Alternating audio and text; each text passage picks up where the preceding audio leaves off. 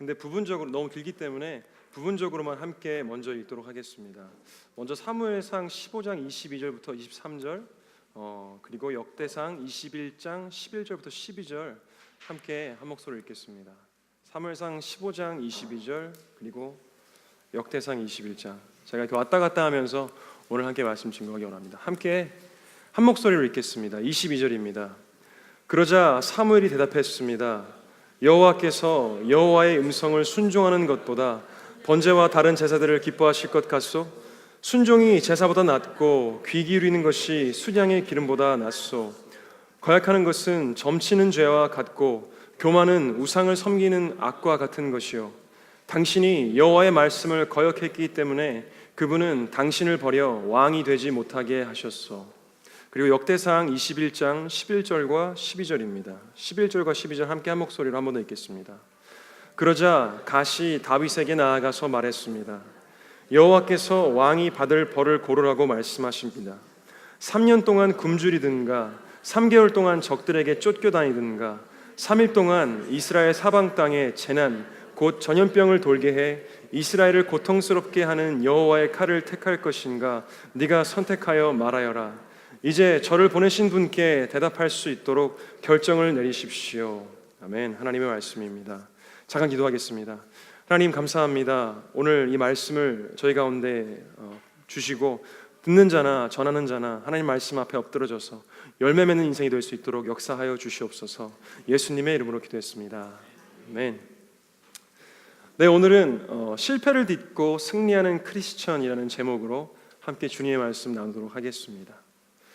성경에는 참 많은 실패의 이야기들이 나옵니다.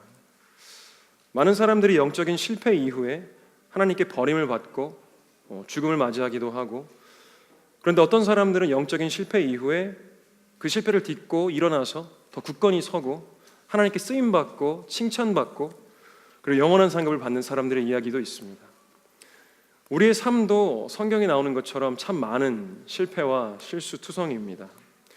하지 말아야 할 행동들과 하지 말아야 할 말들, 생각들로 인해서 하나님과 단절되고 죄의 병기가 되기도 하고 고통받기도 합니다.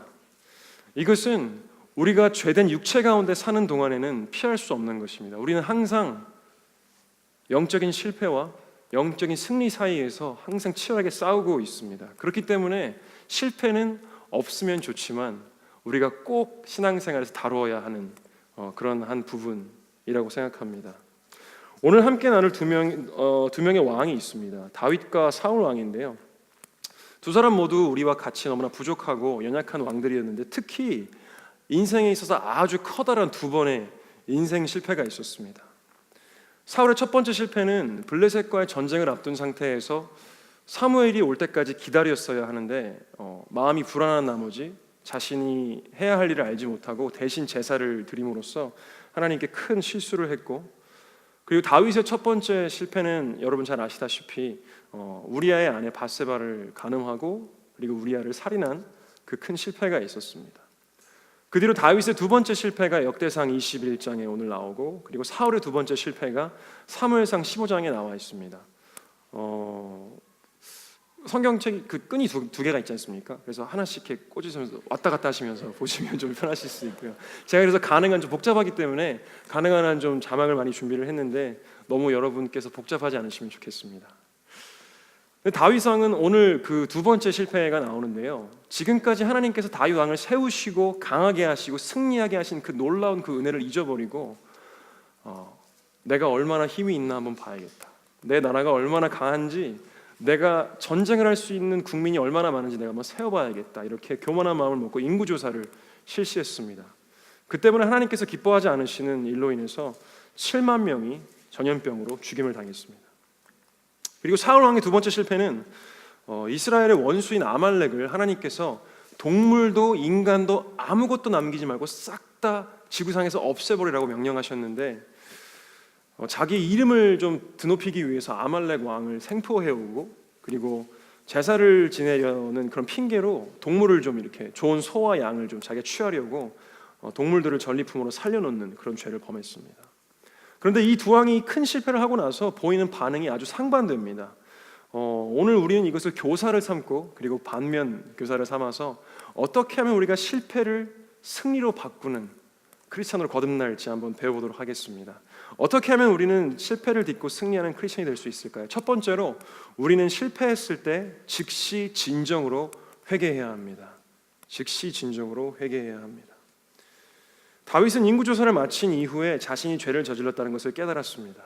그리고 그 즉시 역대상 21장 8절에서 바로 이렇게 기도합니다. 하나님, 제가 이 일을 해서 큰 죄를 지었습니다. 이제 주의 종의 죄를 용서해 주십시오. 제가 너무나도 어리석은 짓을 저질렀습니다.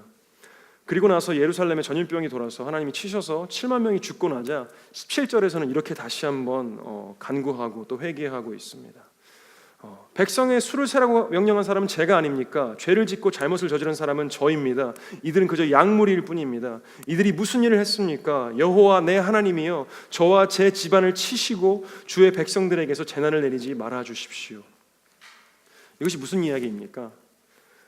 죄의 대가로 다윗은 자신의 왕권이 끊어져도 관계없다고, 자기의 가족들과 그 왕족이 다 몰살당해도 상관없으니 백성들은 살려달라고 지금 이야기하고 있는 것입니다.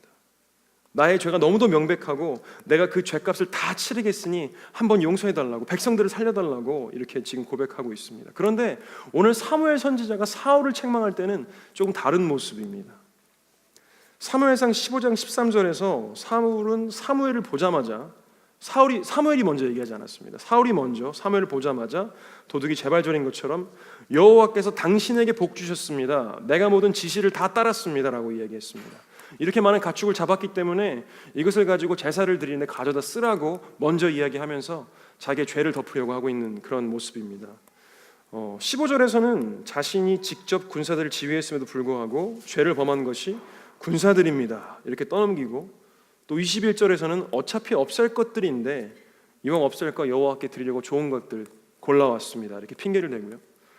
그리고 결국 사무엘 선지자가 하나님이 당신을 버렸습니다 라고 얘기하자마자 그제서야 겨우 자신의 죄를 시인합니다.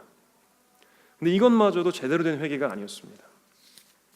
내가 잘못했으니까 이제 그만 같이 가서 여호와께 좀 예배를 드리면 안 되겠습니까? 이렇게 애걸복걸 하는 거예요. 근데 이것이 정말 하나님을 만나고 회복하기 원해서 그렇게 하는 것이 아니라 백성들이 보고 있으니까 지금 사람들 보는 앞에서 이렇게 하지 말고 내 체면 좀 살려주십시오 이런 말을 지금 하고 있는 것입니다. 이렇게 우리가 진정한 회개를 하지 않을수록 우리의 마음은 점점 굳어지고 마음이 높아짐으로써 하나님의 음성을 들을 수 없는 그런 상태가 되어버립니다. 우리의 회개는 어떻습니까? 혹시 사랑하기 힘든 그 상대방을 탓하고 유혹이 넘치는 세상을 탓하고 죄 지을 수밖에 없게 만드는 그런 환경을 탓하지 않습니까? 그리고 죄가 떠올라도 그냥 잠깐 무릎 꿇고 한마디 잘못했습니다 하고 바로 무릎을 털고 일어나지는 않습니까? 이미 주님께서 우리의 과거와 미래의 모든 죄를 단번에 십자가에서 사하셨습니다. 그러나 진정으로 회개하는 사람은 오늘 우리가 다윗을 통해 보는 것처럼 주님 앞에 엎드리고 그것을 자신의 책임이라고 고백하고 죄의 대가를 달게 받고 그 회개에 대한 판결을 내리실 때까지 그 앞에서 마음을 찢고 가슴을 찢고 그렇게 기도하는 사람이 진정으로 회개하는 사람인 줄 믿으시기 바랍니다. 비록 실패한 순간에는 하나님과의 단절이 있습니다. 관계가 끊어진 것 같고요. 고통스럽습니다. 하지만 결국 진심으로 회개를 하면 하나님께서 우리 가운데 회복과 평강을 주십니다. 우리의 마음이 낮아지면 하나님께서 낮은 곳에 임하시기 때문입니다. 믿으십니까? 이런 진정한 회개의 은혜가 우리가 실패할 때마다 있기를 이 시간 온 마음 다해 축복드립니다. 두 번째로 어떻게 하면 우리는 실패를 승리로 바꿀 수 있을까요? 우리는 하나님과의 관계를 충실히 쌓아야 합니다. 하나님과의 관계를 충실히 쌓아야 합니다.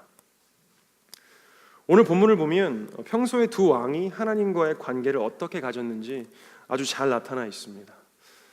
사무엘상 15장이 이 사울의 두 번째 실패인데요. 첫 번째 실패로부터 23년이 지난 시간입니다. 그 가운데 그 기간 동안 사울이 어떻게 하나님과 관계를 했을지 아주 잘 나타나 있습니다. 15장 15절에 사울이 이렇게 이야기하고 있습니다. 군사들이 아말렉 사람들에게서 가져온 것들입니다. 그들이 여호와 당신의 하나님께 제사를 드리려고. 그리고 15장 21절에 한 번 더 나옵니다. 군사들이 길갈에서 당신의 하나님 여호와께 제사를 드리기 위해. 사울에게 있어서 하나님은 나의 하나님이 아니었습니다.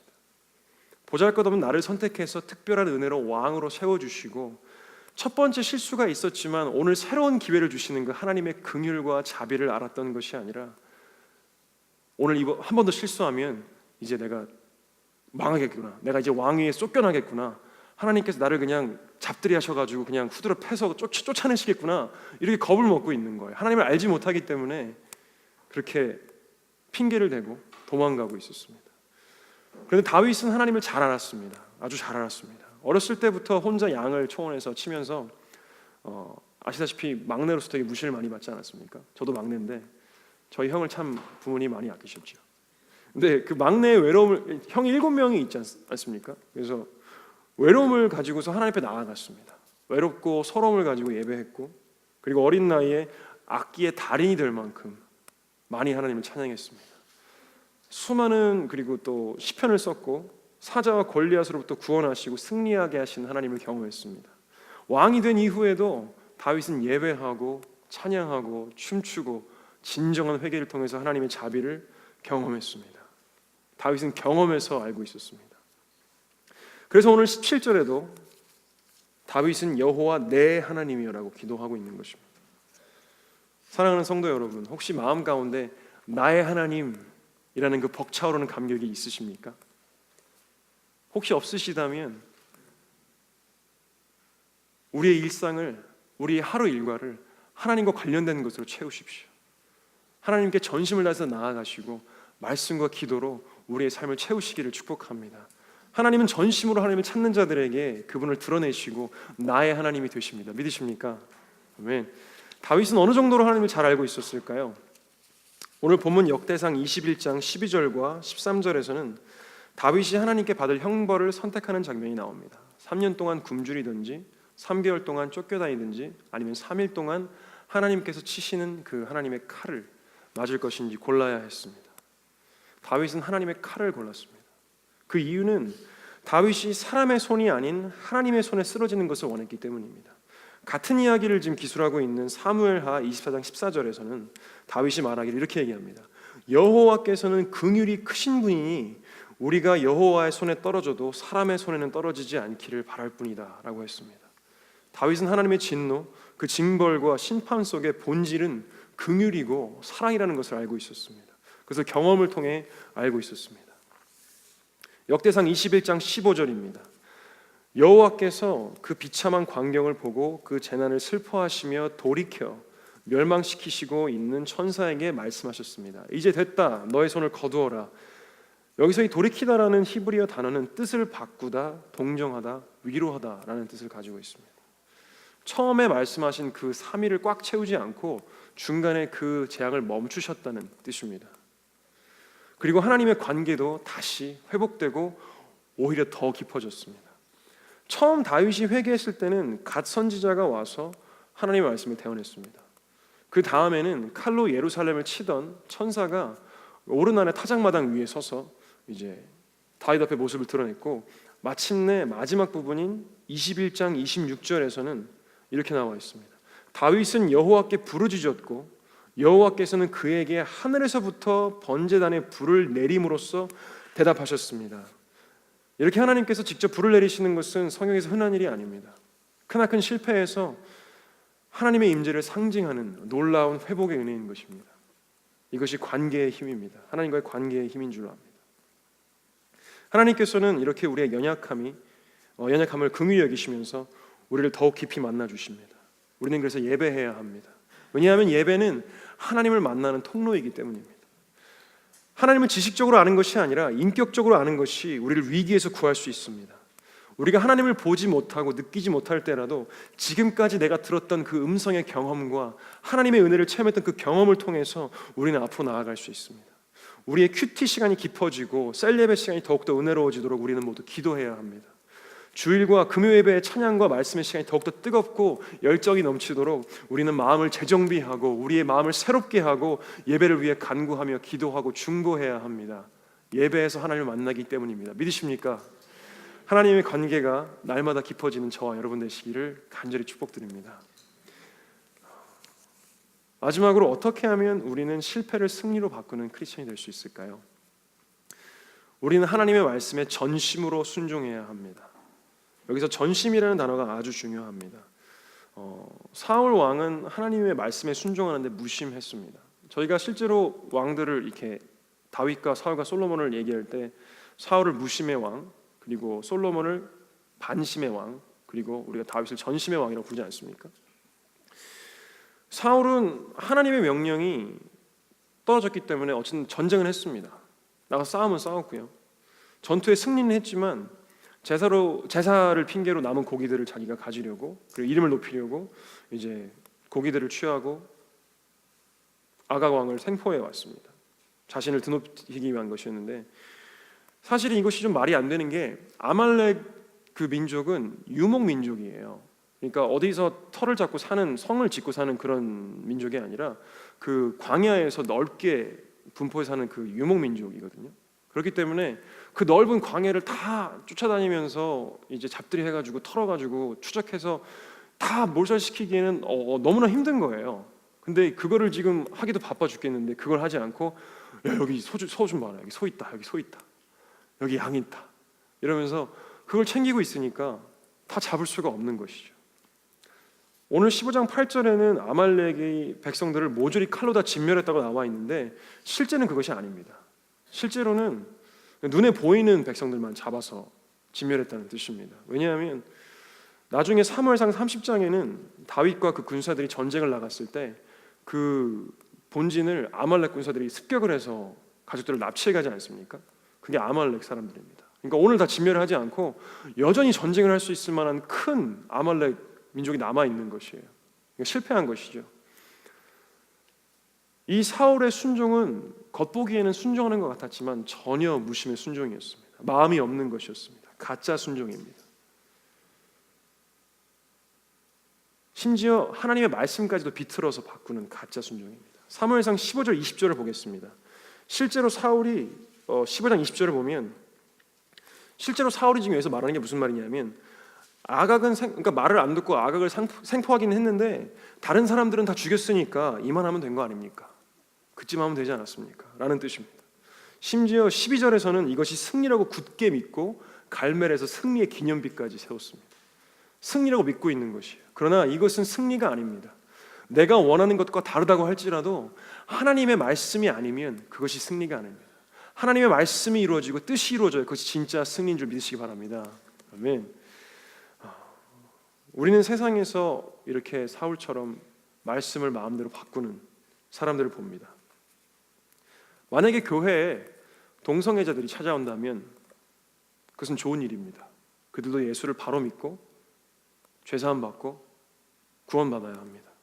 그런데 세상에서 이렇게 얘기합니다. 하나님은 사랑이시니까 동성애자들도 사랑하실 거야, 괜찮아, 그렇게 말하면서 레즈비언 목사에게 안수를 줍니다.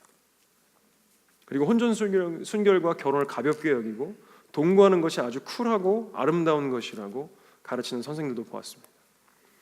그리고 시대적인 이해가 전혀 없이 예수님이 술을 즐기셨기 때문에 우리도 즐길 수 있다고 말하면서 성령 충만함을 잃어버리고 실수하고 난폭해져가는 사람들을 봅니다.